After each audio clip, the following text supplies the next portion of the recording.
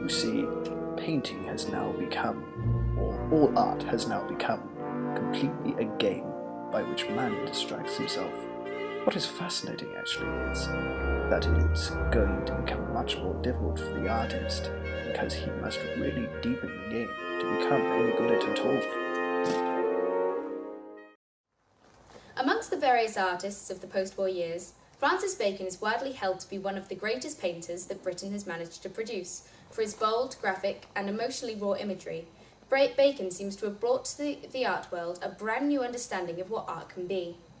He was born in Dublin in 1909. Although his parents were both English, his father was a breeder and trader of racehorses, and began to paint in the late 20s, and worked only sporadically until the mid-30s, when Herbert Reed features his Crucifixion 1993 in the influential book Art Now. Before this, he drifted from London, Dublin and Paris, where he visited an exhibition of Picasso's. He then went back to London and was known as an interior designer. In 1936, Bacon offered some of his work to the International Surrealist exhibition, but was turned down, claiming his work was not sufficiently surreal enough. His breakthrough came in 1944 with his Triptych, 3 studies for figures at the base of a crucifixion. Later, he admitted that his career was delayed due to him spending too long looking for a subject matter that really sustained his interest. I should have been, I don't know, a con man, a robber, or a prostitute, but it was vanity that made me choose painting. Vanity and chance. Bacon, hello. My first question, which I think people generally like to know, is what was it that really sparked your love for art and your drive to create art as a career? Well, before I answer your question, I'd like to first say my admiration for the way you summarised my life so eloquently. It is a treat I have never managed to do myself. And I think that what sparked my real intrigue in art was when I went to Picasso and saw his beautiful works. I think he is the father figure in great figurative painting. I think he is eloquently regarded as the greatest painter of all time. So I would say that he was my main inspiration when it came to my works. In many of your talks, you show admiration for Picasso, Velázquez and Van Gogh. Well, I loved Velázquez when I was younger. I thought he had a brilliant means of showing the flesh. Flesh is very important to me because it is something that really builds upon my interest, and I think it's very important really in order to actually get the right depictions of flesh. And I also very much admired many of his paintings and have made several also copies of them. Yes. One criticism, or curiously I read, depending on how you like to interpret it, was why you paint such morbid scenes of death. Why not paint flowers and such? Well, it's not really much of a question, to be frank. I mean, a flower is mortal. I mean, the moment you start to pick it, it will wilt and die. So really, there's no gigantic difference between my subject matter and a flower. It will both rot. That's really no difference at all in terms of what my subject matter is. The only thing is, it's a difference of quality of taste. In your early paintings, you seem to concentrate quite a lot on the head and mouth. Can you tell me why that is? Well, I like the head. I like the look of it. I think it's the most interesting part of the her body. I don't deny that the flesh is of importance. I don't reject my need to paint it, but I think that the head shows more of the character of the person. It shows the lifelong experience. And it also shows, in some cases, the what we hate the most, what we wish to hide, makeup and whatnot. Yes. And with the mouth, when I was in Paris, I bought myself a booklet on diseases of the mouth. And I thought they were very beautiful. I thought the colours of the mouth were exquisitely put together. And I thought it was extraordinarily beautiful. And I just wanted to paint it. I continuously paint. But I never painted a satisfactory mouth. I always seem to paint my mouth black, dark. So I've never actually made a very convincing mouth, which showed the real colours and beauty of it. It was nothing like a turn as I originally perceived it to be. I need the city. I need to know there are people around me strolling, arguing, fucking, living. And yet, I go out very rarely. I stay here, in my cage. Yes. You talked about deforming and reforming in your paintings. Why do you want that in your work? I think it's important. I mean, we're born here. We've only got a short moment of our existence. So I don't believe in anything metaphysical. I don't really take much care of it. I mean, I don't believe in God. I don't believe in afterlife. I think this is the only moment we actually have in order to actually experience anything. And so whenever I experience something, I don't want to make an illustration. I don't feel I need to. I mean, cameras and video recordings makes a brilliant illustration. So I have absolutely no interest in trying to make an illustration. As far as I am concerned, the only thing that's worthwhile for an artist is to make his own interpretation of what he sees around him. If you don't have that, what's the point? I'm only interested in depicting realism, but in my own eyes. I mean, are you real? I like to think so, yes. To me, you are real. To me, you are real, you are flesh and blood, and I have interest in painting you. I don't have any interest in painting something that's not going to exist. It just doesn't seem worthwhile. So why are you so attracted to painting the figure? It's rather difficult to describe, really. I like painting the figure because it interests me. I think when you get down to why a painter paints, the only real reason he does it is simply because he likes the look of the work. He thinks it's fairly well put together, and something about the media and the subject that he's chosen intrigues him to such an extent that he wishes to replicate it. There's no real reason. I mean, I like colour, so I like doing pieces of the mouth, but I think that the real reason I like the form is because it intrigues me. It just sparks something within my imagination. Right, yes.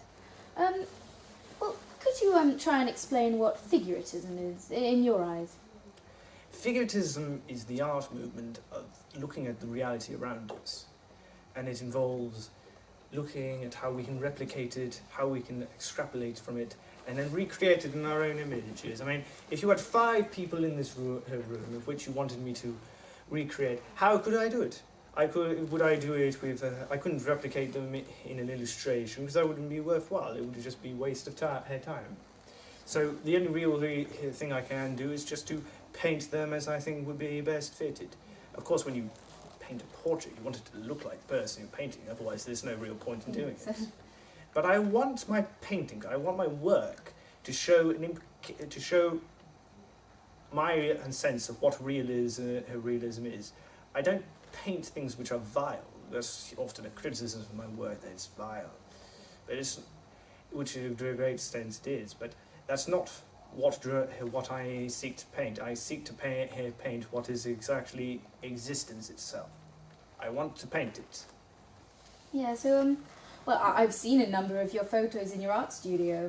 Is there any particular reason it's kept in such an untidy condition? I've tried many times to try and paint it, but it would be virtually impossible for me to paint in something that's clean. It just doesn't work for me. It work for me. I just can't do it. Chaos for me breeds images. If I was to guess why I rely so heavily upon chaos to produce work, I think it might be because cleanliness reminds me of being disinfected or nothing. But when you see chaos, it can only be there because of something. So how could I possibly be able to paint anything from nothing? Yes. You never went to art school. No, so, thank God. Do you regret that? No, not at all. If I went to art school, I would have just been taught a load of methods and techniques which I wouldn't be interested in, and I wouldn't use. I wouldn't like them, and I strongly use them.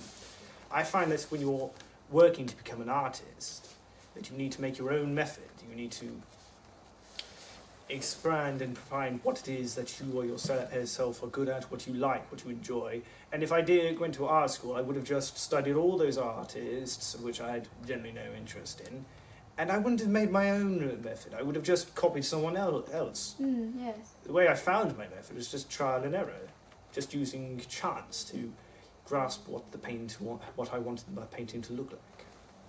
Okay. So, as your work is so abstract, do you have an idea of what the finished image is going to be?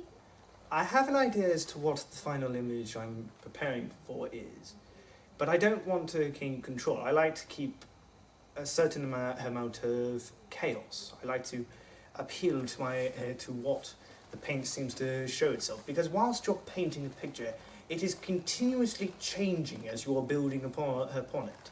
There is continuous movements of striking.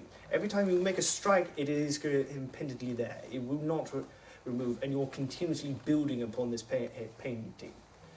And with a certain degree, I like the idea. I love chance. I think when it comes to chance, I can create more interesting images with my unconscious mind than I could ever do with my conscious mind. But as you develop the image, you need to control it.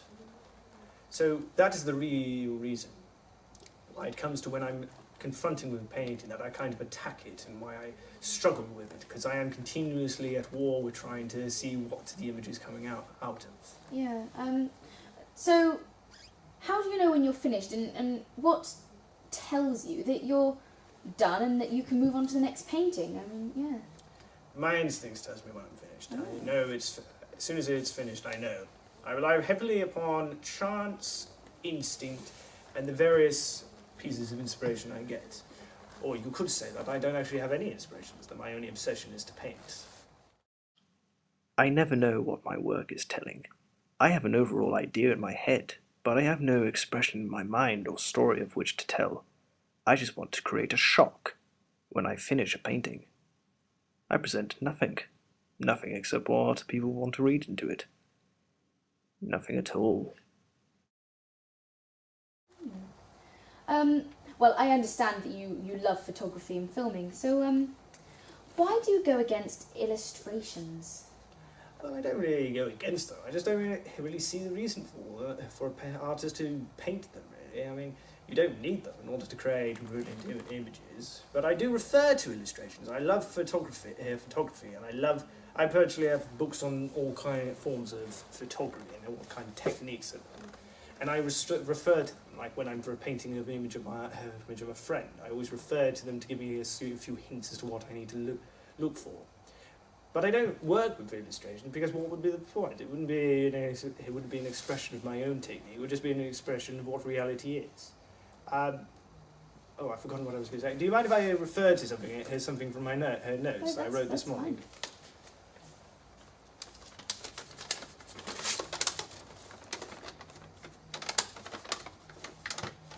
Images also help me find and realize ideas.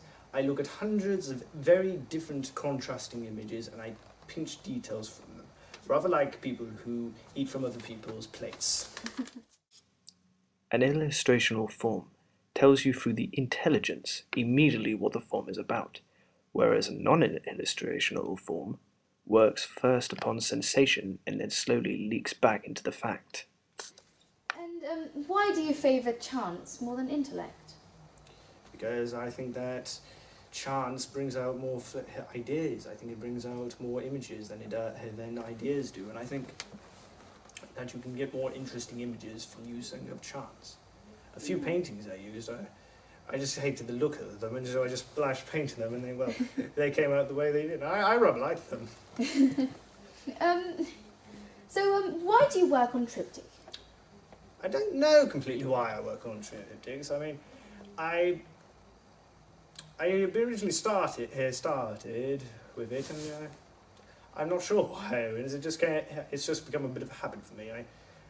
I imagine it's had something to do with my use in photography, because I feel like you can't grasp the full aspect of someone's existence. What I want to do in my paintings, in my portraits, is I want to show in one sudden rush the life and liveliness of the person. I want to show all the character within them, within a single moment.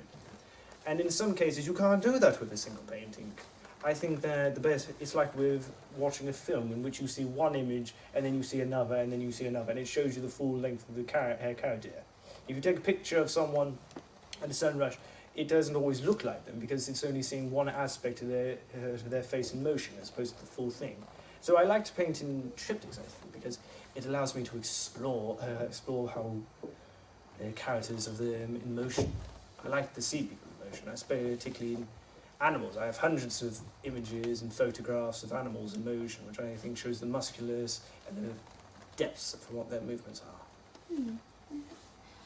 Do you make sketches and plans of your paintings before you begin, or do you just go straight onto the canvas? I go straight onto the canvas. If I was to draw on the canvas or make a note, then the painting itself would just be another illustration. So the benefit of just painting straight onto the canvas there is embeddedly made, that you've actually made the image come forth. If you start it from a simple sketch or a drawing, then you go nowhere. Doesn't that put you in a field of risk and difficulty? Don't you think you have to if you're going to be an artist? I suppose. Some artists leave remarkable things, which 100 years later don't work at all. I have left my mark. My work is hung in museums, but maybe one day the Tate Gallery or the other museums will banish me to the cellar. You never know. Why do you use the unprimed side of the canvas?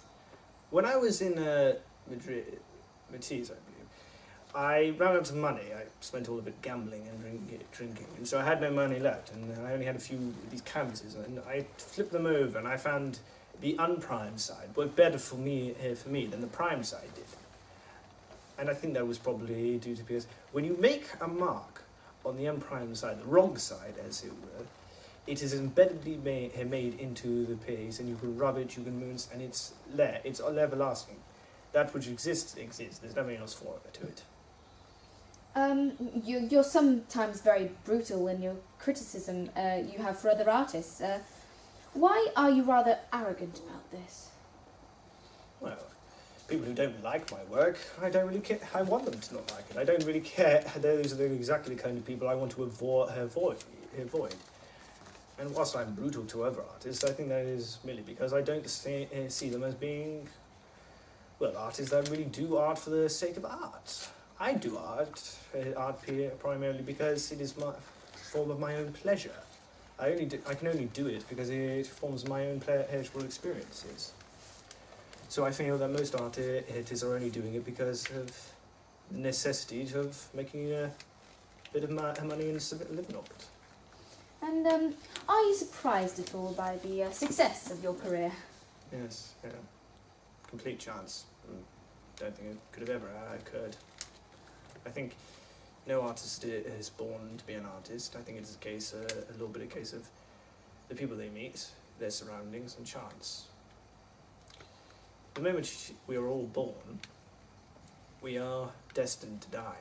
We're all going to die, is inevitability of life, but I look upon it as real optimism. I'm optimistic that I'm here today and I am living. I find that an extraordinarily good thing to be around to experience. I'm optimistic about nothing. That is my only philosophy of life. I'm not interested in what is metaphysical. I'm only interested in now. I don't think I'm going to die. I think I'm going to die. I think everyone's going to die. I think that's inevitable. Any painting I do, I am crystallizing a moment in time. I am trying to make it permanent. Why I'm trying to do this, why any artist, any scientist, any journalist tries to make a name for himself is a mystery. Because we will not know that we've done it that this thing is going to exist after we've died. But we do that continuously. That is the basis of my work.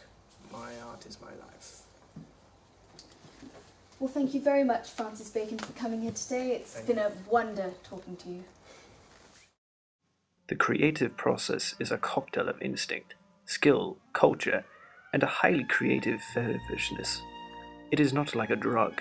It is a particular state when everything happens very quickly, a mixture of consciousness and unconsciousness, of fear and pleasure.